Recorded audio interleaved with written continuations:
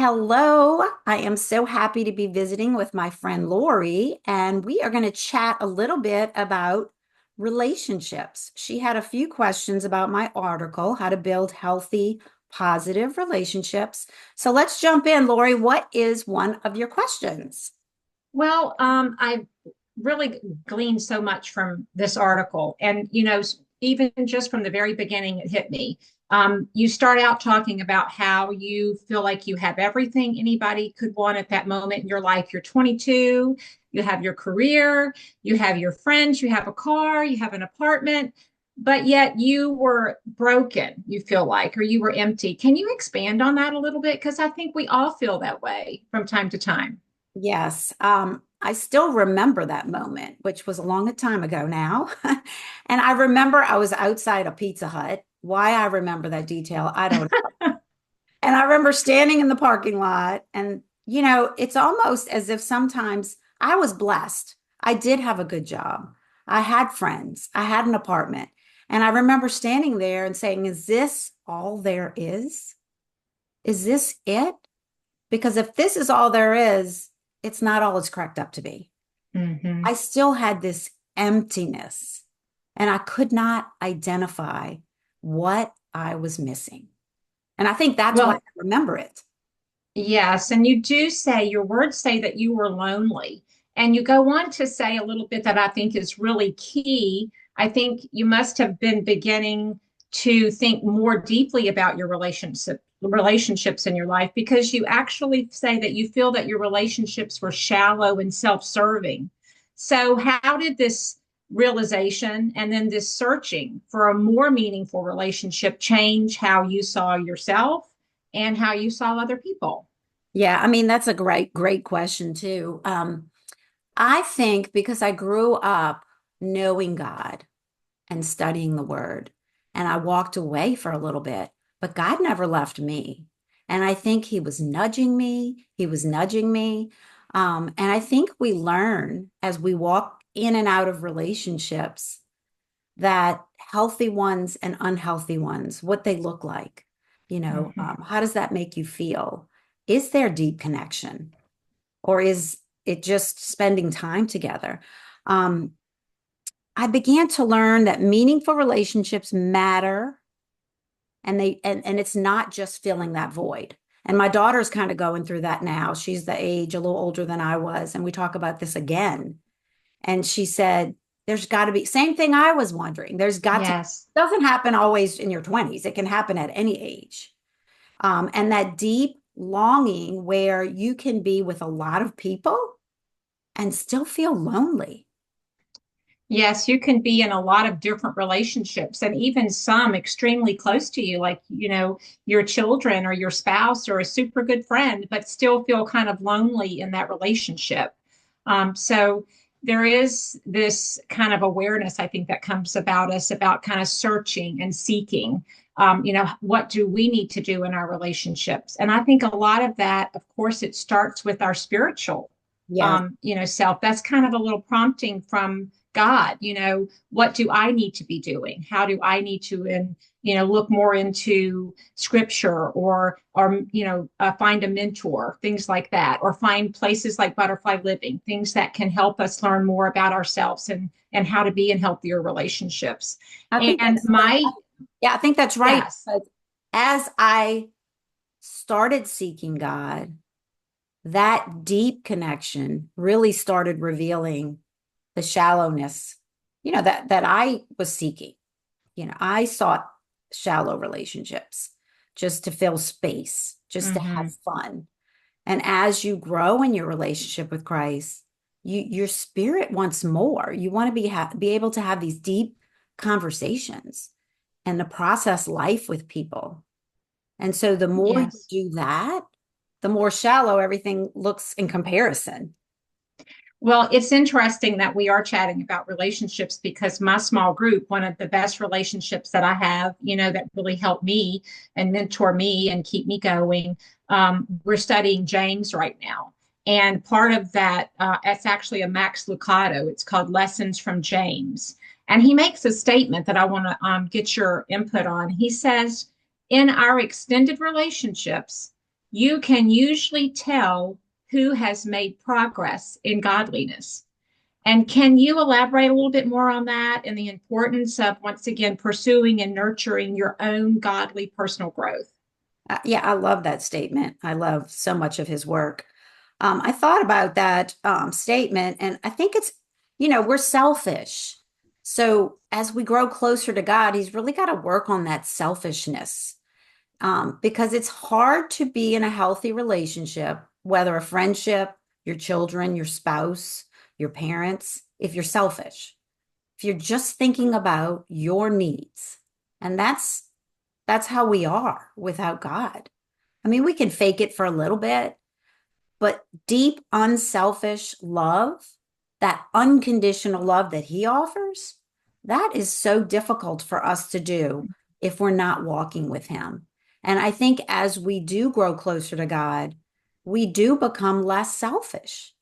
And when you become less selfish, you can focus on others around you, and your relationships are better.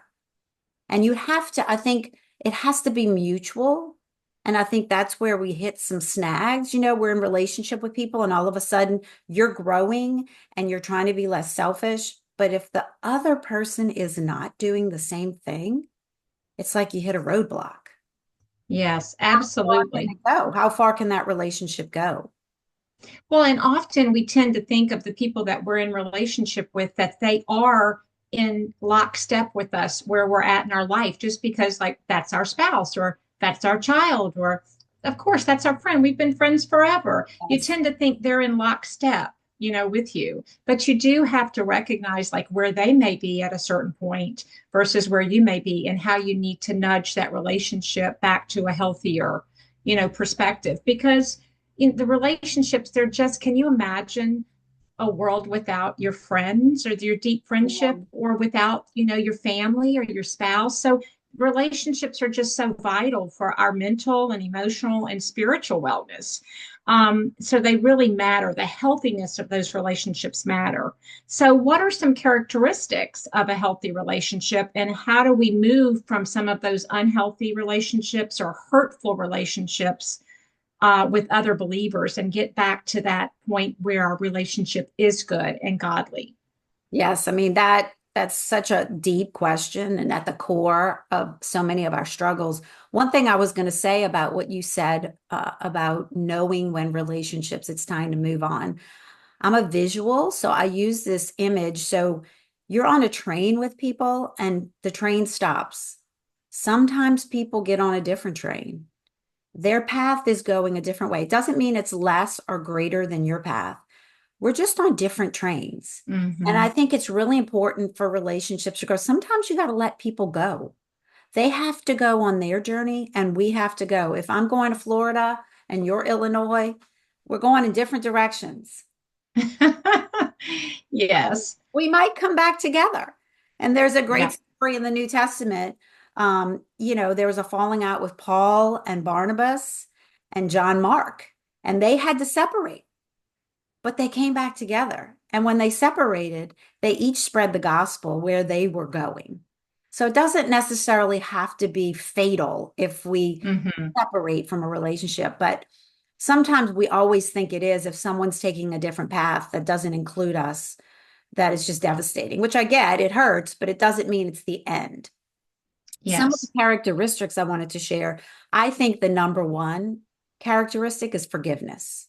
I think unforgiveness and bitter roots just destroy relationships permanently. Because if you cannot forgive offenses and move on from that, the relationship will die. That Yes. I think that's the biggest one. Um, Yes, that unforgiveness. You know what that makes me think about? When the kids were little and they used to watch the Veggie Tales. yes.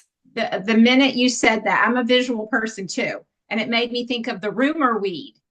But you know how the rumor weed had all of this stuff going on underneath the surface. And that too is like forgiveness. It's just so many tangents that come off of it, that interfere with your life and your relationship and your happiness and your ability to move on. So I really appreciate that visual because that, I can refer back to that. Yeah, that's a great visual too. Yeah, I love those veggie tail visuals. Then another one I think of is accepting others as they are. We're all in different places, and we can't control our friends. We just Or can't. compare. We can't compare. That's tough. Comparison kills relationships. It's because who wins? There's always someone better. Hmm. Something. Most people are better at most things than I am. So I would never win. It's like even in exercise class, if you're looking at the person next to you, you're like, oh my gosh, how are they putting that leg up in there? And I mean, you feel defeated. Like you feel defeated. So, yes, comparison, accepting people, healthy boundaries. I was talking to a Mhm. friend today and she said, boundaries are so hard. They just are, but they're so vital to growth and Mm. health. Yes. On knowing your boundaries for yourself and respecting other people's boundaries. Yes. Yes. And there's lots of boundaries to think about. There's boundaries that are just your personal space, and then there's boundaries that apply to your family, relationships. So there's lots of different moving parts to that boundaries that you kind of have to keep going and keep assessing. Absolutely. Like you said, and they are moving. Some boundaries change over time. Mm. I think another important thing in a healthy relationship is, and this goes back to what you said about comparison. If we're not comparing each other, we can celebrate each other. We Yes. have to encourage each other. We have to say, yay, you. And if I say yay, you, that doesn't mean, right? I'm happy for you. Um, Yes. you I know, love that. That's wonderful. I think it's Absolutely. very important. Another thing is watch expectations. This is another relationship killer. We pl we place a lot of expectations on ourselves and on other people, and a lot of times they're unrealistic. Hmm. So I think that's another one. And then talking things out. Uh, there's a lot to be said. A lot of things I say you have to let just go.